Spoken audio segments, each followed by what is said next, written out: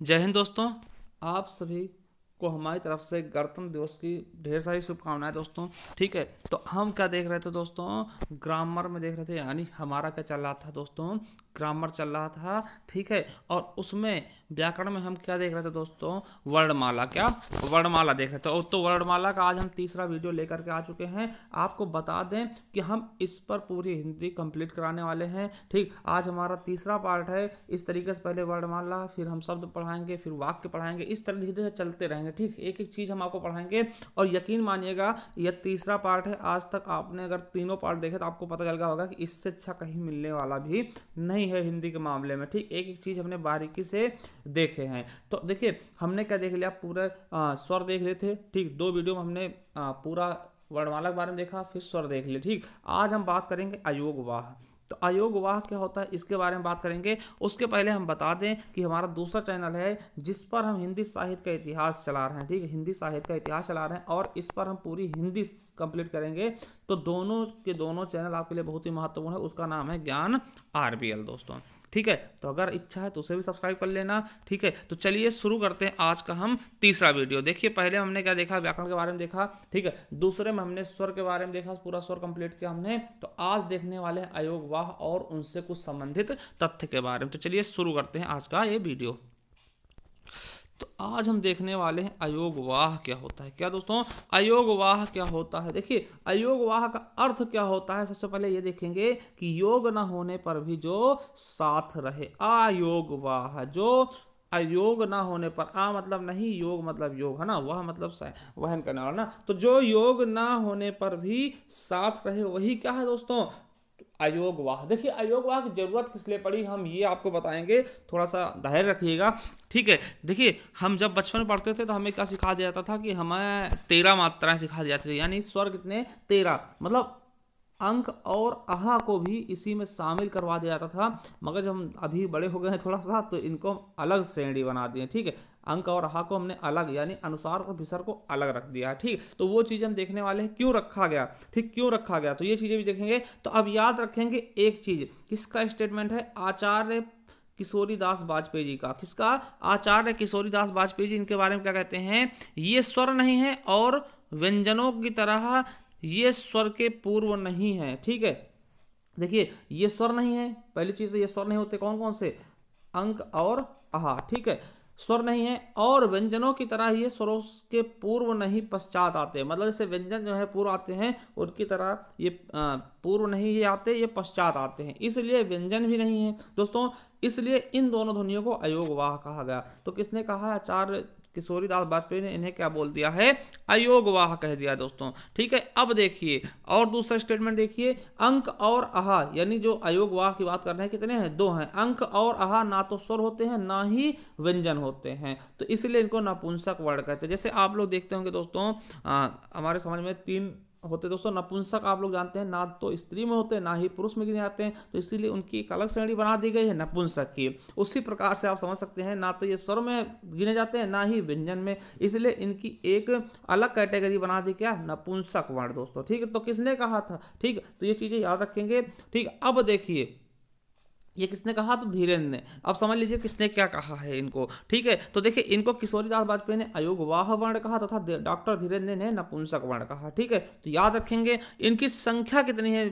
अगर हम बात कर ले इनकी संख्या कितनी है, तो इनकी संख्या 2 है, अंक और आहा। इनके दूसरे नाम भी याद रखना, कभी बार पूछ लेगा अयोगवाह कौन है, तो अनुस्वार विसर्ग ऑप्शन में हो तो इन्हें भी देख लेना, अनुस्वार और विसर्ग दोस्तों। विसर्ग से बनके विसर्ग संधि भी बनती है, आप लोगों को पता भी होगा। ठीक है, तो विसर्ग क्या होता है, विसर्ग का चिन्ह आपने देखा होगा, ऐसा होता है जिसे हम अनुपात का लगाते हैं। ठीक है, गणित में अनुपात और हिंदी में विसर्ग वही होता है। देखिए और देखिए विसर्ग को हम हा पढ़ते हैं दोस्तों, जिसे प्रातः, तो जो हा लगा हो, जैसे ये बिंदी होती है दोस्तों, है ना, इसको हम हा के उच्चारण में पढ़ते हैं, ये भी आपको पता होगा, है ना, बिल्कुल पता होगा। अनुस्वार को अंक के उसमें, और जो हा है दोस्तों उसको हम विसर्ग को हा के रूप में पढ़ते हैं। ठीक, ये भी चीज आपको बिल्कुल अच्छे से पता होगा। ठीक है, चलिए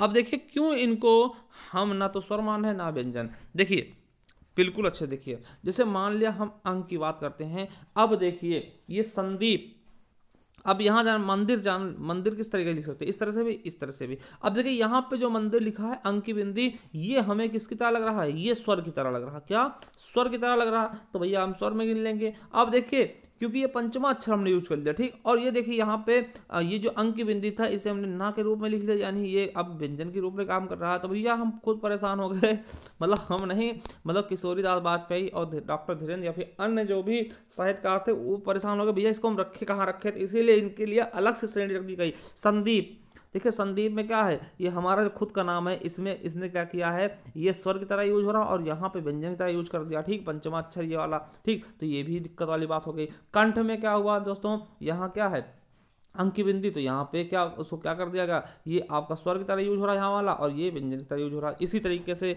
अगर हम ये देखते आहा को देखते विसर्ग को देखते, तो साह देखिए यहाँ पर क्या है, यहाँ पर किसकी तरह यूज हो रहा, स्वर की तरह यूज हो रहा, और उसी को हमने ये लिख दिया साह लिख लिया, तो यहाँ पे क्या हो गया, व्यंजन की तरह हो गया। अब देखिए दुख किस तरह से, दुख यहाँ पे क्या स्वर की तरह यूज हो रहा और यहाँ पे हटी गया, मतलब पूरा व्यंजन बन गया, ठीक है, हटा दिया गया। तो इस तरीके से दोस्तों ये दोनों कैटेगरी शामिल कर लेता है, तो इसीलिए इसको हमने किस में डाल दिया है, अयोग वाह में। एक चीज और बता दे दोस्तों, अगर यहाँ पर बात चल ही गई है तो एक चीज और बता दे, जो आप लोग हमेशा देखते होंगे, क्या कहीं पर हम क्या करते हैं, जैसे संबंध है दोस्तों, क्या संबंध, ठीक, तो संबंध में हम क्या देखते हैं कि इस ऐसे भी लिख लेते हैं संबंध को, किस तरह लिखते हैं, ऐसे बिंदी बिंदी रख के। तो अब हम देखते हैं कहीं पर इस जो बिंदी को माँ पढ़ रहे हैं और कहीं पर इस वाली बिंदी को हम ना पढ़ रहे हैं, तो ये कैसे हो रहा है दोस्तों, तो इसके बारे में थोड़ा सा देख लीजिए, थोड़ा सा समय ज़्यादा लग जाएगा, कोई दिक्कत नहीं, आपको समझ में आना चाहिए, ठीक। देखिए हम देखते हैं वर्ग, अभी आगे पढ़ेंगे, तो का वर्ग होता है, ठीक है, चा वर्ग होता है, टा वर्ग होता है, ठीक है, और ता वर्ग होता है, और पा वर्ग होता है, ये समझ रहे हैं। जैसे का, फिर खा, गा, घा और अंगा, ठीक, चा, छा, जा, झा और इया, इस तरीके से टाठा आढ़ा अड़ा हो जाएगा, टाठा आढ़ा अड़ा हो जाएगा, फिर ताथा ताधा ना हो जाएगा, पाफा आभा मा हो जाएगा। तो ये चीजें आपको पता होनी चाहिए। अब देखिए कोई भी चीज हम लिखते हैं, मान लिया क्या लिखना है, गंगा, गंगा लिखना है दोस्तों, तो गंगा देखिए यहाँ भी बिंदी है, तो हम देखिए ये बिंदी गा के ऊपर लगी है, तो इसको हम क्या पढ़ेंगे, अंगा पढ़ रहे हैं। क्यों पढ़ रहे हैं, देखिए जैसे बिंदी के बाद वाला वर्ण लिखते हैं हम गा आ गया, तो गा किस वर्ण में है, किस वर्ग में है, तो का वर्ग में, तो का हम अंतिम अक्षर उसको पढ़ेंगे, ठीक है। देखिए गंगा कहीं कहीं आप देखेंगे तो पुरानी किताबों में ऐसे लिखा होगा, ठीक है, समझ गए, तो ये चीज समझना है आपको, ठीक है। उसी तरह जैसे मान लिया पतंजलि, आप कहीं देखते हैं तो पतंजलि कैसे लिखा होता है, पतंजलि, है ना, तो इस तरह से लिखा होता है पतंजलि, ठीक है। अब मगर ये पतंजलि इस तरह लिखा होता है, और कहीं कहीं हम देखते हैं क्या पतंजलि ऐसे लिखा होता है, ये इया होता है, ठीक, तो इया में किस तरह होता है, क्यों होता है, तो आपको बता दे। देखिए अब पा ता के ऊपर बिंदी लगी और ठीक उसके आगे जा है, तो हम इस वाले को हम किसके, जा वाले वर्ण के आखिरी अक्षर में तोड़ देंगे। देखिए जा इसमें आया है तो इसका आखिरी अक्षर क्या होगा, इया होगा, तो इसीलिए हम इस बिंदी को इया रख देते हैं, ठीक है, समझिएगा।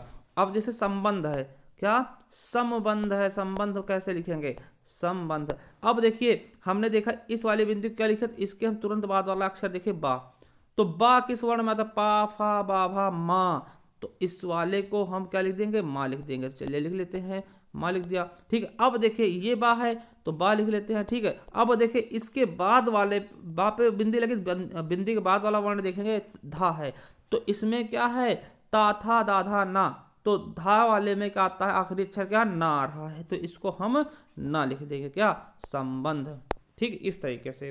तो इस तरीके से हम देखते हैं। मान लिया अब अपना नाम ही हम देख लेते हैं, क्या, संदीप, संदीप, ठीक है। अब देखिए सा के ऊपर बिंदी है, ठीक, तो इसके बाद कौन सा वर्ड है, तो देख रहे हैं क्या है, दादावाद, ठीक, तो देखिए ता था दाधा ना, तो ना होता ना, ता था ना, तो ये ना वाले वर्ड में आएगा, तो हम इसको ना में परिवर्तित कर देंगे, तो इस तरह भी हम संदीप लिख सकते हैं, ठीक है। अब उसी तरह जैसे कंठ होता है, कंठ, कंठ ऐसे लिखते हैं ना, कंठ।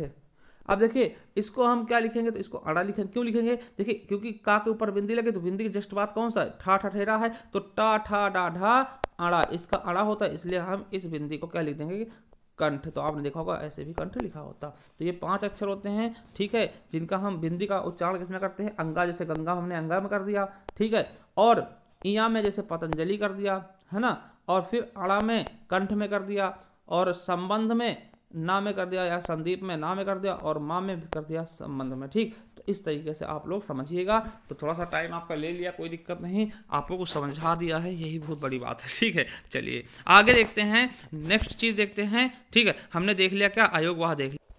अब देखिए कुछ देखते हैं थोड़ा सा, हमने स्वर कंप्लीट करने, तो स्वर के साथ साथ हम अक्षर भी कंप्लीट कर ले। ठीक, देखिए अक्षर और स्वर लगभग एक ही होते हैं। ठीक, अक्षर और वर्ण क्या होते हैं, एक ही होते हैं, मगर थोड़ा सा हम देख लेते हैं, कभी बार अक्षर के बारे में पूछ ले। तो देखिए अक्षर कितने होते हैं दोस्तों, तो अक्षरों की संख्या कितनी होती है, तो 2 होती है। कितने, 2 होते हैं अक्षर। अक्षर मतलब क्या होता है, जिसका क्षरण ही ना हो, जिसे तोड़ा ना जा सके, वही क्या है, अक्षर है। ठीक, वो हमने पहले बता दिया है। तो अक्षर क्या होते हैं, आ प्लस क्षर, आ मतलब नहीं, और क्षर भी क्षरण, जिसको तोड़ा ही जा सके, जिसका क्षरण हो, जिसका ह्रास ना हो, वही क्या होता है, अक्षर होता है। अक्षर 2 प्रकार के होते हैं, कौन कौन से, बद्धाक्षर और मुक्ताक्षर। देखिए बद्धाक्षर किसे कहते हैं, जिसकी अंतिम ध्वनि क्या हो, व्यंजन हो, जिसमें स्वर न लगा हो दोस्तों, उससे हम बद्धाक्षर कहेंगे। देखिए जैसे अर्थात, तो ता में अगर किसी भी चीज में हम हलंत लगा देते हैं तो उससे हम स्वर निकाल लेते हैं, इसमें छोटे आ की मात्रा नहीं है दोस्तों, इसीलिए इनको हम क्या बोलेंगे, बद्धाक्षर। एक चीज सिंपल से याद रखिएगा कि जिस किसी शब्द के लास्ट में हलंत लगा हो, वही क्या होगा, बद्धाक्षर। ठीक है, तो जैसे श्रीमान में, भगवत में, तो ये सब क्या है, बद्धाक्षर। वहीं अगर बात कर ले मुक्ताक्षर, तो मुक्ताक्षर क्या होता है दोस्तों, इनमें लास्ट में क्या होता है, ध्वनि होता है। ठीक, यानी स्वर होता है, जिनका अंतिम ध्वनि का स्वर हो दोस्तों, उन्हें मुक्ताक्षर कहेंगे। जैसे रखना हो गया, दानी हो गया, देखिए बड़े आ की मात्रा है ना, दानी हो गया, महात्मा हो गया, आम हो गया। तो अब ये मत सोचिएगा आम में कोई मात्रा नहीं, ये भी भैया क्या है, मुक्ताक्षर है, बद्धा नहीं है। क्योंकि ये देखिए आम को कैसे तोड़ेंगे, बड़ा आ प्लस माँ और प्लस आ निकलेगा। ठीक है, जब तक हलंत नहीं होगा, जो हलंत होगा वही केवल बद्धाक्षर होगा, बाकी सब क्या होंगे, मुक्ताक्षर। तो अक्षर भी समझ गए। तो चलिए कुछ चीजें और देखते हैं जहां से क्वेश्चन आपके एग्जाम में पूछे भी गए हैं। ठीक है, देखिए कुछ शब्दावली देख लेते हैं। जैसे निर्नुनासिक क्या होते हैं, ऐसे स्वर, समझिए निर्नुनासिक क्या होते हैं, ऐसे स्वरों तथा शब्दों के उच्चारण में केवल हवा मुख से निकले।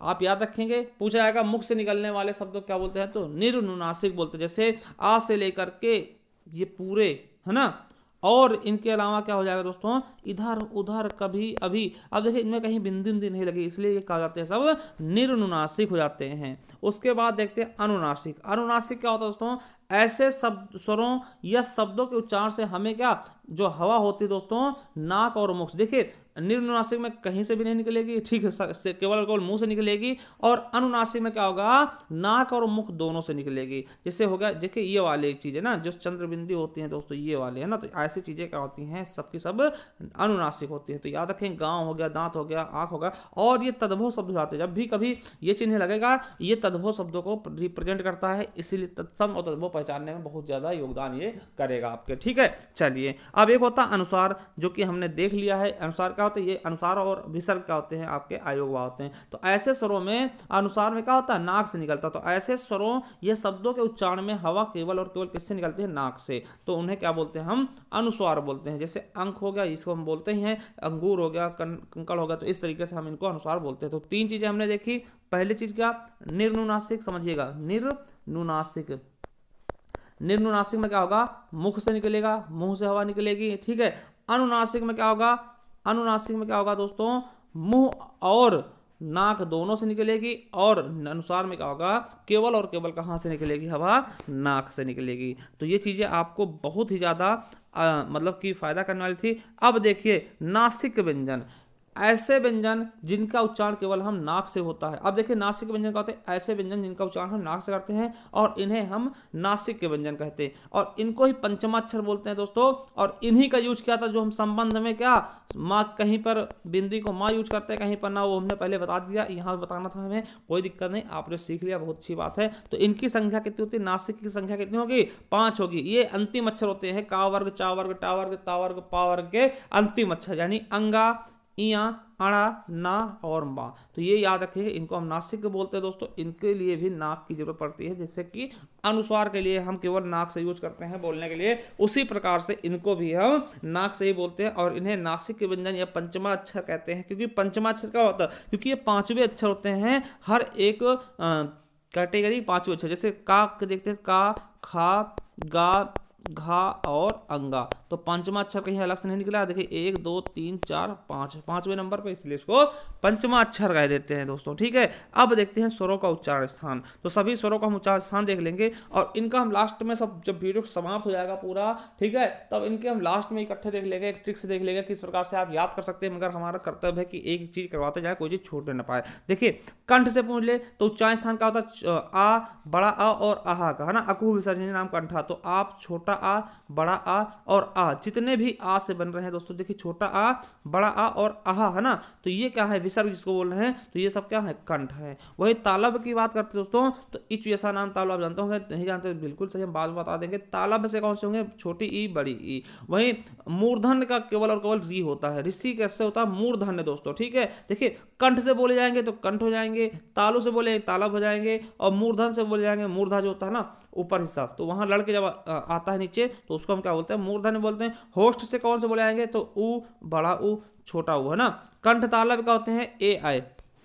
क्यों होते हैं दोस्तों कंठ तालब में, आपको समझा दें। देखिए एक इससे मिलकर बनता आ प्लस ई से, याद रख लीजिएगा। आ क्या होता है, आपने बताया कि अको विसर्जनी नाम कंठा होता, तो आ हो गया कंठ दोस्तों। ठीक है, और देखिए ई क्या हुआ, तालु हो गया ना, ई हमने देखा तालु है, तो देखिए कंठ और तालु जब ये मिलके बनता है तो कंठ तालव्य हो जाएगा। ठीक, क्योंकि आ क्या है, कंठ है, और ई क्या है, तालव्य है, क्योंकि ये जो ए है दोस्तों आ प्लस ई से मिलकर होता है, इसलिए इसको हम कंठ तालव्य कहते हैं। अब उसी प्रकार से कंठोष्ठ दोस्तों, तो कंठोष्ठ क्या है, ओ है, तो ओ मिलकर बनता है आ प्लस ऊ से। तो आ क्या होता है दोस्तों, कंठ होता है। क्या होता है, आ किसका उच्चारण स्थान है, कंठ है, और ऊ का क्या है, देखिए ओष्ठ, तो ऊ का ओष्ठ है, तो कंठोष्ठ हो जाएगा मिल करके। ठीक है, तो वहीं पर देखते हैं नासिक को दोस्तों, तो नासिक हमारा क्या है, अंक है। ठीक है, तो ये चीजें आपको याद रखनी है। सबके उच्चारण स्थान बता दिए, इसमें हमने अयोगवाह शब्द बता दिए कि अयोगवाह क्या होता है, अक्षर बता दिए, अनुस्वार, विसर्ग, निर्नुनासिक, अनुनासिक, सब कुछ हमने इसमें बता दिया। एक चीज और याद रखेंगे स्टेटमेंट दोस्तों, कि कामता प्रसाद गुरु जी ने क्या कहा है कि सभी स्वर क्या होते हैं, अल्प प्राण। क्वेश्चन पूछेगा कि सभी स्वर कैसे होते हैं, तो अल्प प्राण होते हैं। इनके बारे में हम देखेंगे डीपली से, अल्प प्राण क्या होता है, महाप्राण क्या होता है। मगर आप अभी इतना याद कर लेंगे, इतनी कृपा कर लेंगे याद करने की, कि सभी स्वरों को अल्प प्राण किसने कहा, तो कामता प्रसाद गुरुजी ने दोस्तों। तो एक बार हम आज फिर बताना चाहते हैं कि हमारा हिंदी साहित्य क्लास किस पे, अपना दूसरे चैनल ज्ञान आरबीएल पे चालू हो रहा है दोस्तों। ठीक, तो उस पर जाकर के देख सकते हैं। और देखिए इस तरह से थोड़ा सा अच्छा लग रहा है, आप लोग वीडियो को शेयर भी करा करिए। ठीक है, और दोस्तों को बताइए कि यहाँ पर क्या हो रहा है, फ्री ऑफ कॉस्ट, एकदम अच्छे से, एकदम विधिवत तरीके से, गारंटी साथ कह रहा हूँ मैं, अगर आपने हमसे हिंदी पढ़ ली है तो आपको कहीं भी दोबारा जिंदगी में कभी भी पढ़ने की जरूरत नहीं पड़ेगी। ठीक है, तो ये चीजें आप अपने आप से महसूस करेंगे जब आपका एक चैप्टर पूरा कंप्लीट हो जाएगा। उसके बाद जब हम उसका मॉक टेस्ट लेकर के आएंगे, तभी आपको समझ में आएंगे कुछ ऐसी चीजें। ठीक है, नहीं तो ऐसा लग रहा होगा कि हम फालतू बोल रहे हैं, तो वो कोई दिक्कत वाली बात नहीं है। तो फिर आपसे विनम्र निवेदन है कि इसी प्रकार की तैयारी के लिए, देखिए ऐसा वीडियो हर एक चीज़ के लिए इंपॉर्टेंट है, कहीं भी इससे बाहर क्वेश्चन नहीं आएगा वर्णमाला से। तो इसलिए अच्छे से पढ़िए, एकदम डीपली पढ़िए, एक बार पढ़िए। देखिए कहने का मतलब क्या है, हिंदी एक बार पढ़िए, बार बार पढ़ने की जरूरत नहीं पड़ेगी। ठीक है, हमारे साथ पढ़िए, एक बार पढ़िए और बार बार पढ़ने की जरूरत नहीं पड़ेगी। जितना भी डाटा होगा सब हम कलेक्ट करके आपके पास लेकर के आएंगे। ठीक है, तो चलिए आप चैनल को सब्सक्राइब कर लें, हमारे दोनों चैनल सब्सक्राइब कर ले, बेल आइकन जरूर प्रेस करें जिससे कि नोटिफिकेशन आपके पास जरूर आ जाए। तो चलिए इसका हम नेक्स्ट पार्ट जल्द ही लेकर के आने वाले हैं। थैंक यू, धन्यवाद। और उस पर हमारी हिंदी साहित्य क्लासें 2 हो चुकी हैं, आज तीसरी पढ़ने वाली है, तो वो भी आप लोग तैयार रहिएगा। थैंक यू, धन्यवाद।